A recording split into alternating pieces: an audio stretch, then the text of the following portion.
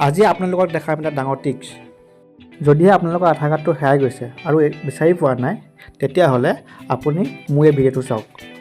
আপুনি ডাউনলোড কৰিব পাৰিব নিজৰ মোবাইলতে আপোনাৰ নিজৰ আধাৰ কাৰ্ডটো। তাৰ কাৰণে যাওক আপুনি গুগল ক্ৰমলৈ।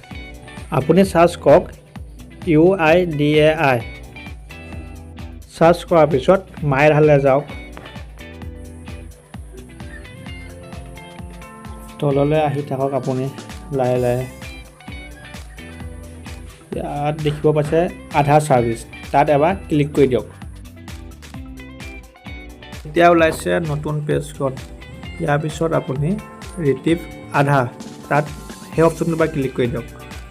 এতিয়া আপোনালোকে দেখিব পাইছে enter name, enter mobile number, কেপচাটো মাৰি চেণ্ড OTP কৰি দিব।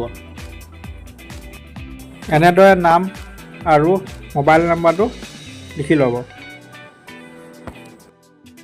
এতিয়া কেপচাটো মাৰি চেণ্ড OTP কৰি দিয়ক।